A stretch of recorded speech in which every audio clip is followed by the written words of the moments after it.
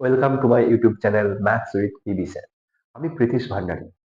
তোমাদের PSC ক্লাসিপের descriptive English এবং descriptive Bangla এই দুটোর ক্লাস আমি শুরু করব বলেছি। অলরেডি দেখবে আমার চ্যানেলে গিয়ে তোমরা ডেসক্রিপটিভ ইংলিশের বেঙ্গলি টু ইংলিশ এটা একটা ভিডিও আপলোড করা আছে। আমি আজকে ডেসক্রিপটিভ ইংলিশ টু বেঙ্গলি নিয়ে আলোচনা করব। দেখো, আমি আগের ভিডিওতে আলোচনা করেছি কিসে কত নাম্বার রয়েছে। দেখো, ইংলিশ টু বেঙ্গলিতে তোমাদের রয়েছে 20 মার্কস, দুটোতে 20, বাকি চারটে রাইটিংও 15 করে। তাহলে ইংলিশ টু বেঙ্গলি 20 আর বেঙ্গলি টু ইংলিশ 20। আমি আগেই বলেছি অলরেডি যে তোমাদের কিন্তু এই দুটো জিনিস, ইংলিশ টু বেঙ্গলি আর বেঙ্গলি টু ইংলিশ, এই দুটো জিনিস কিন্তু খুব ভালো করে করতে হবে এবং খুব কম সময়ে করতে হবে। কারণ এই দুটো জিনিস তুমি সহজেই কম সময়ে করতে পারবে। দেখে নাও। আর সবচেয়ে বড় ব্যাপার, গত দুবারের ক্লাসিকের পরীক্ষা যদি আলোচনা করি আমরা, এগুলো কিন্তু খুব একটা বড় আসেনি, যে হিউজ বড় প্যাসেজ সেরকম কিন্তু নয়। খুব ছোট্ট রূপে প্যাসেজ পড়েছে, 10 লাইন থেকে 12 লাইন করতে হচ্ছে, তাতে তোমরা পেয়ে যাচ্ছ 20 নাম্বার। একটু দেখে নাও যে তোমরা করবে কিভাবে। সব থেকে বড় ব্যাপার, আর ওই কাট অফ নিয়ে ভাবলে চলবে না। যাদের নাম্বার 20, সরি, যাদের নাম্বার 50+ আছে জেনারেল ইউআর এর ক্ষেত্রে, তারা অতি অবশ্যই প্রিপারেশন শুরু করো। যাদের অন্য আলাদা কাস্ট, বিশেষ করে যাদের এসসি এসটি এসটি যাদের, তাদের তো বলবো মানে 35 থেকে 40 এই নাম্বারের মধ্যে থাকলে কিন্তু তোমরা শুরু করে দাও। এসসিদের ক্ষেত্রে গোটা 45 to 50, ইডব্লিউএস এর ক্ষেত্রেও কিন্তু 45-এর আশেপাশে। তো মোটামুটি কাট অফ নিয়ে ছাড়ো, তোমরা চলে আসো কিভাবে মেন্সের প্রিপারেশন নেবে। কেমন? আরো একটা জিনিস, এই মেন্সের ডেসক্রিপটিভ প্রিপারেশন নিতে নিতে তোমাদেরকে কিন্তু অতি অবশ্যই অতি অবশ্যই টাইপ টেস্ট শুরু করে দেবে। কেন বলছি? কারণ টাইপ কিন্তু মিনিটে 20টা ওয়ার্ড কিন্তু নট ইজি। বিশেষ করে 10 মিনিটে যখন তুমি 200টা টাইপ করবে, ওটা কিন্তু কখনোই ইজি নয়। আমি একটু পর করে বলছি তোমাদের টাইপ নিয়ে। তো ওটা কিন্তু ইজি নয়। তোমাদের কিন্তু অতি অবশ্যই টাইপ টেস্ট কোথাও ভর্তি হয়ে শুরু করে দেওয়া উচিত। যারা ভাবছো যে ঘরে ঘরে বসে যেভাবে মোবাইল টাইপ করো, কম্পিউটারের কিবোর্ড কিনে টাইপ করে টাইপ টেস্ট পাস করবে, খুবই কিন্তু দুঃসাধ্য এটা। হবে না বলছি না, 100 জনের মধ্যে হয়তো একজন পাস করলো, কিন্তু তুমি ওই 100 জনের একজন হতে পারবে না।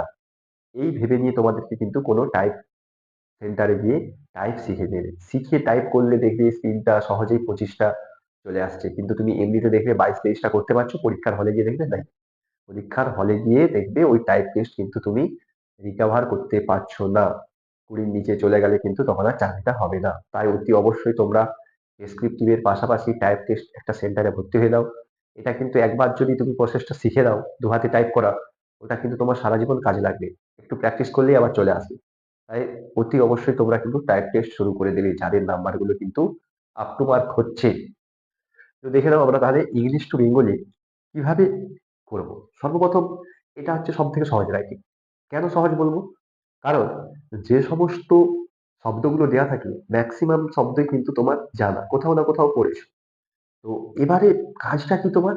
ওই শব্দের অর্থগুলো তুমি জানো, কিন্তু বাক্যটাকে গুছিয়ে লিখতে হয়। এইখানে অনেকে ভুল করে দেয়। যেমন তোমাদের 2019-এ পড়েছিল যেটা, যে a patriot is a man who loves his country. A patriot is a man who loves his country, তারপরে কি বলছে, যে কমা দিয়ে works for it and is willing to fight and die for it. দেখে নাও, এখানে তোমাদের কিন্তু দেখো, এ প্যাট্রিয়ট মানে দেশপ্রেমিক, এটা নিয়ে কোনো অসুবিধা নেই। তাহলে একজন দেশপ্রেমিক, এটা নিয়ে কোনো অসুবিধা নেই, এটা সবাই পারে। তাহলে একজন দেশপ্রেমী হচ্ছে এ প্যাট্রিয়ট ইজ এ ম্যান। এক ম্যান মানে এখানে ব্যক্তি দিতে পারো। একজন দেশপ্রেমিক হলেন, এখানে অবশ্যই দেশপ্রেমিক আমরা আপনি আজ্ঞা করব, হলেন সেই ব্যক্তি। একটু দেখে নাও, is a man, is a man, একজন দেশপ্রেমিক হলেন সেই ব্যক্তি। এখানে সেই ব্যক্তি কথাটা বলার উদ্দেশ্য এটাই। এবারে তার ক্রাইটেরিয়া গুলো বলা আছে, যে সে কি। দেখো, বলছে ওয়ার্কস ফর ইট। এখানে ইট মানে তুমি যদি দাও, ইট মানে তো ইহা। এখানে ইটটা কার পরিবর্তে বসেছি? ইটটা বসেছি ওই দেশের পরিবর্তে। কেমন? তো দেখে নাও তাহলে যিনি তার হু লাভস হিজ কান্ট্রি, তার দেশকে ভালোবাসেন, কি হবে এটা? অবশ্যই এখানে আপনি দিয়ে বলছি, তাই ভালোবাসেন, কমা। এখানে বলছে works for it,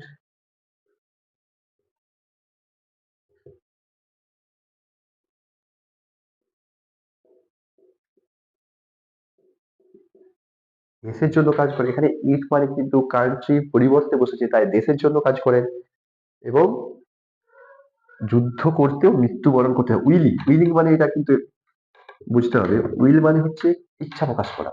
I will, আমি যাব, এটা জোর দিয়ে বলার জন্য। আর এখানে বলছে উইলিং টু, মানে আমি হচ্ছে ইচ্ছা প্রকাশ করছি, যে হচ্ছে সে হচ্ছে দেশের জন্য মরতেও প্রস্তুত, যুদ্ধ করতে এবং মরতেও প্রস্তুত। তাহলে এটা কি লিখবো? যিনি দেশের জন্য, যিনি দেশের জন্য যুদ্ধ করতে, যুদ্ধ করিতে এবং মরিতেও প্রস্তুত। এইখানে একটা জিনিস বলবো, যেহেতু একবার এবং দিয়ে শুরু করেছি, এই জায়গাটা তোমরা কি দিয়ে দেবে? ও, ঠিক আছে? তো আবার বলছি যে যখন তুমি সাধু ভাষায় লিখবে তখন যেন টোটালটাই সাধু ভাষায় লেখা হয়। যদি চলিত ভাষায় লেখো তাহলে কিন্তু পুরোটাই চলিত ভাষায় লিখতে হবে, এই দিকটা খেয়াল রাখি। সাধু চলিত মিশিয়ে দেবে না। দেখো 19-এ এইভাবে এসেছিল, তো মোটামুটি যতটুকু আমার মনে পড়ছে আমি কিন্তু এইভাবেই লিখেছিলাম এবং অবশ্যই ভালো নাম্বার পেয়েছিলাম। তো এটা একটা সোজা ছিল। তোমরা বিশেষ করে আমি সাজেস্ট করব, পিকে দি সরকারের একটা দেখবি বই রয়েছে, অ্যাংলো বেঙ্গলি এডিশন। ওই বইটা কিন্তু ভালো করে ফলো করবে। আমিও করেছিলাম, তোমাদেরকেও বলবো ওই বইটা ফলো করবে। ওখান থেকে কিন্তু কোশ্চেন হুবহু কমন চলে আসতে পারে, আর প্র্যাকটিসও হবে। তোমরা ওই বইটা ফলো করবে। তো এই কোশ্চেনটা কিন্তু আমার কমন পড়েছিল। আবার বলছি, প্র্যাকটিস করেছিলাম, গ্রুপ স্টাডি করেছিলাম, তখন কিন্তু এই কোশ্চেনটা আমাদের কমন পড়েছিল। আমরা ইংলিশ টু বেঙ্গলি করেছিলাম, সরি বেঙ্গলি টু ইংলিশ করেছিলাম, এটা পড়ে গেছি ইংলিশ টু বেঙ্গলি। আমরা কিন্তু বেঙ্গলি টু ইংলিশ করেছিলাম এটা। তো আসি এবারে একটা, 2019-এ এইভাবে ছিল। খুব ছোট্ট একটা প্যাসেজ বলেছি, এরপরে আর 3-4 লাইন ছিল। তো আমি সবটা পড়াচ্ছি না। উম, আমি একটু এই সাধু চলিত আর কিভাবে কি করবে একটা অন্য একটা প্যাসেজ দিয়ে বোঝাচ্ছি। তোমরা অবশ্যই ডেসক্রিপশনে গিয়ে একটা মক টেস্ট দেওয়া রয়েছে, ওটা ডাউনলোড করে ওইগুলো করার চেষ্টা করবে, ওই ইংলিশ টু বেঙ্গলিটা করার চেষ্টা করবে। কেমন? অবশ্যই কমেন্ট বক্সে তোমরা জানাবে। দেখো এখানে একটা আমি করছি, বলছি যে হোয়াট ইজ টাইম। একদম সহজ কিন্তু, দেখো হোয়াট ইজ টাইম কি করবে না, তাহলে হোয়াট ইজ টাইমকে আমরা কি লিখতে পারি? সময় কি? দেখো একটা একটা এট এ টাইম ভাবতে হবে। হোয়াট ইজ টাইম, তাহলে ছিল কি হোয়াট ইজ টাইম, এটাকে আমরা লিখতে পারি যে সময় কি। হোয়াট ইজ টাইমকে আমরা লিখতে পারি কি সময় কি। এইখানে আসছে অনেক কিছু ব্যাপার ভুল হতে পারে, যেগুলো দেখো হোয়াট ইজ টাইম, সময় কি, এখানে কি কয় দীর্ঘই কি দেবে? যদি কোনো কিছু তোমার বিস্ময় প্রকাশ করার জন্য কি রয়, যে আহা কি সুন্দর, হোয়াট ইজ এ বিউটি, মানে এখানে হচ্ছে তুমি বিস্ময় প্রকাশ করছো, তখন কিন্তু কয় হর্ষইকার হয়, এখানে কিন্তু কয় দীর্ঘইকার হবে, এটা খেয়াল রাখবে। যে এইখানে কিন্তু হোয়াট ইজ টাইম, সময় কি, এটা কিন্তু কয় দীর্ঘইকার হবে, এটা খেয়াল রাখবে। এবারে বলছি that is a rather difficult question, that is a rather difficult question. তারপরে তাই এই কথাটা লিখেছি, that is a rather difficult question. তাহলে এর মানেটা কি হবে? এটা কিন্তু একসাথে একটাই বাক্য, যে হোয়াট ইজ টাইম সময় কি, এটা কিন্তু একটা রেদার ডিফিকাল্ট কোশ্চেন। দেখো আমি আবার বলেছি প্রত্যেকটা মানে কিন্তু তোমার জানাই পড়বে। কোশ্চেন মানে প্রশ্ন, ডিফিকাল্ট মানে কঠিন, দ্যাট ইজ এটা rather difficult question. Rather difficult question মানে আমি যখন অনেকগুলো কোশ্চেনকে তুলনা করবো একসাথে, ভালো করে বোঝো, অনেকগুলো কোশ্চেনকে, যে এটা একটা কোশ্চেন, এটা একটা কোশ্চেন, তাহলে এটা কিন্তু একটা কঠিন প্রশ্ন। তাহলে এটা একটা রেদার ডিফিকাল্ট মানে অন্যদের তুলনায় কঠিন প্রশ্ন। সময় কি that is rather difficult question. তুমি এটাকে যদি লিখতে পারো যে এটা একটা কঠিন প্রশ্ন, তাহলেও হবে। কেউ যদি এই জায়গাটা বলো যে তুলনামূলক ভাবে কঠিন প্রশ্ন, তাহলেও কিন্তু হবে। তো আমি বলবো যে না, এটা একটা কঠিন প্রশ্ন, এটাই দিয়ে রাখো। কেমন? অসুবিধা কিছু নেই। তো এটা গেল। এর পরের লাইনটা দেখো, বলছে perhaps many of you would say, perhaps many of you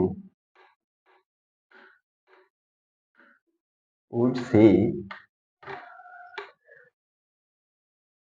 time is minutes hour,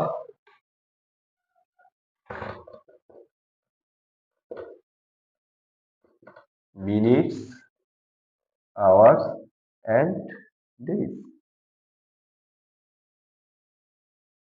দেখো এরপরে কি দেওয়া আছে, সেমিকোলন। তো সেমিকোলন থাক, আমরা বাংলাটা এতটাই করবো। বলছে perhaps many of you would say, perhaps মানে জানো, পারহ্যাপস মানে হয়তো বা সম্ভবত, মানে প্রবাবলি মানে সম্ভবত, সাধারণত পারহ্যাপস মানে তোমরা হয়তো দেবে। মানে হয়তো মেনি অফ ইউ, অনেকেই, মেনি অফ ইউ মানে তোমাদের মধ্যে অনেকেই, এটা শুধু অনেকেই বলবে। তাহলে অনেকেই উড সে, অনেকেই বলবে যে টাইম ইজ, সময় হলো, মিনিট ঘন্টা ও দিন। মানে তোমাদের মধ্যে অনেকেই হয়তো বলবে সময় হলো মিনিট ঘন্টা ও দিন। তাহলে বাংলাটা কি হবে, হয়তো অনেকেই বলবে, হয়তো অনেকেই বলবে সময় বলতে, হয়তো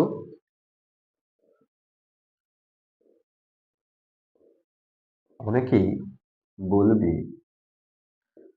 সময় বলতে মিনিট ঘন্টা ও দিনকে বোঝায়। এবার এটা ভালো করে বোঝো, আমি একটু ভালো করে বাক্যটাকে লিখলাম যে হয়তো অনেকেই বলবে সময় বলতে মিনিট ঘন্টা ও দিনকে বোঝায়। পরেরটা কি বলছে, যে সেমিকোলনের পরে, সেমিকোলনের পরে বলছে, দেখে নাও সেমিকোলনের পরে কি বলছে। সেমিকোলনের পরে বলছে but you would be quite wrong, but you would be quite wrong. বলছে রং মানে ভুল, কিন্তু, কিন্তু you would be quite wrong, তুমি কিন্তু তাহলে ভুল করবে, বা তুমি কিন্তু তাহলে ভুল হবে, কিন্তু তুমি তাহলে ভুল হবে, কিন্তু তুমি তাহলে ভুল হবে। দেখো এটা কিন্তু খুব কিন্তু সুন্দর একটা বাক্য দিয়েছে, কিন্তু তুমি তাহলে ভুল হবে। এবার বলছে মিনিটস আওয়ার্স ডেজ আর only division of time not itself. এই কথাটা কিন্তু খুব সুন্দর। বলছে যে minute hours days, minute hours and days আর অনলি ডিভিশন অফ টাইম, আর only divisions of time, divisions of time not itself, not itself। দেখো এই মানেটা বুঝতে হবে যে মিনিট ঘন্টা ও দিন এগুলা কিন্তু সময়ের একটা ভাগ, নট ইটসেলফ, সময় কিন্তু নয়, এটা ভাববার বিষয়। তাহলে এইভাবে লিখবে তোমরা যে মিনিট ঘন্টা ও দিন শুধু, মিনিট ঘন্টা ও দিন শুধু সময়ের ভাগ মাত্র। তারপরে এটা একটা দেওয়া রয়েছে, এটা দেবে, ইংরেজি আসল সময় নয়, মানে অরিজিনাল যে টাইম, সেটা কিন্তু এটা নয়, এটা সময়ের একটা ভাগ। বুঝা গেল? এটা হলো, এবার বলছে যে it is something, it is something quite different. পরের লাইনটা দেখে দাও, বলছে যে it is something quite different.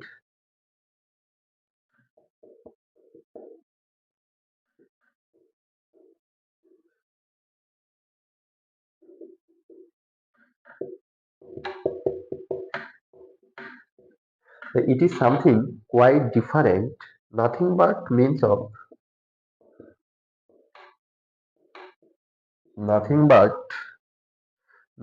measuring motion.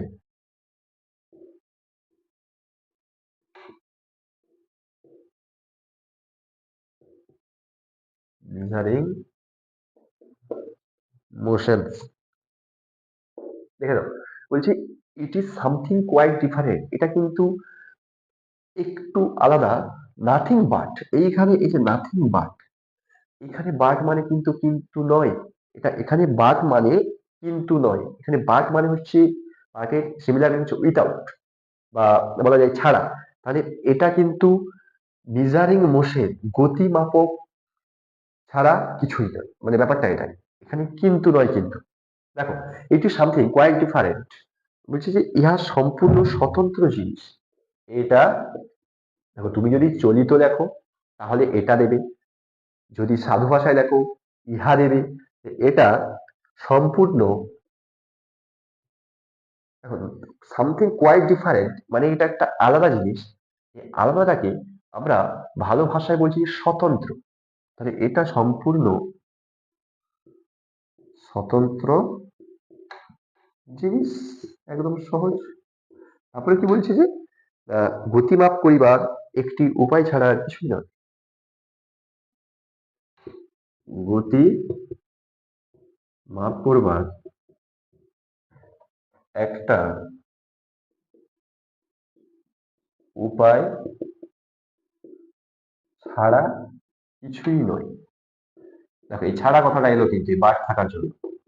তাহলে বাদ থাকার জন্য কিন্তু ছাড়া কথাটা এসেছে।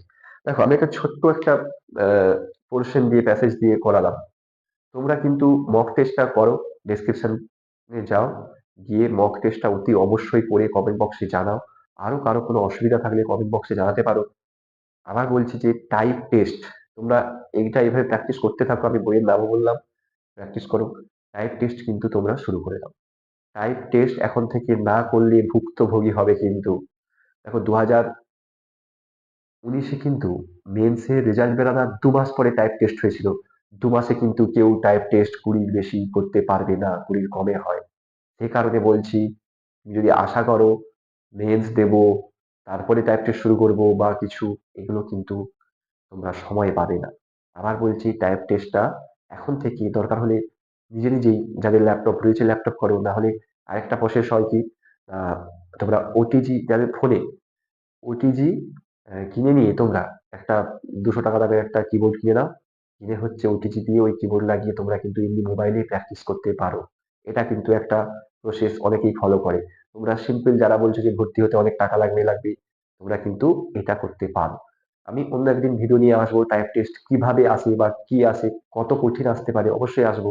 এবং বিশেষ করে আমার মনে পড়ছে 2017 সালের যে ক্লাসেরটা হয়েছিল, ওইখানে কিন্তু আমার যে টাইপ টেস্টটা এসেছিল, বিশেষ করে আমার 3টে শিফটে হয়েছে, আমার থার্ড শিফটে পড়েছি। তো আগের যে শিফট গুলো শুনেছিলাম খুব সহজ সহজ বলেছে, কিন্তু আমি গিয়ে দেখলাম আমার পড়েছিল গালফ অফ আলাস্কা। একটু ভেবে নাও, গালফের জি বড়, আলাস্কার এ বড়। এবারে ওইটা উনি যিনি আবিষ্কার করেছেন, যেই পথ দিয়ে গিয়েছেন, ম্যাক্সিমামে capital small capital small capital small, এগুলো প্র্যাকটিসে না থাকলে কিন্তু খুবই বিপদে পড়বে। আমি কিন্তু সেই সময় 25+ টাইপ করতাম, এখানে কিন্তু জাস্ট 20+ করে এসেছিলাম। এটা কিন্তু শুধুমাত্র হয়েছে কঠিন পড়ার জন্য, তুমি তো আর বুঝতে পারবে না তোমার কি পড়বে। সে কারণেই বলছি যে আগে থেকে প্র্যাকটিস থাকলে, বিশেষ করে এমন প্যাসেজ গুলো করো যেখানে কিন্তু ক্যাপিটাল স্মলের ব্যাপারটা কিন্তু থাকছে।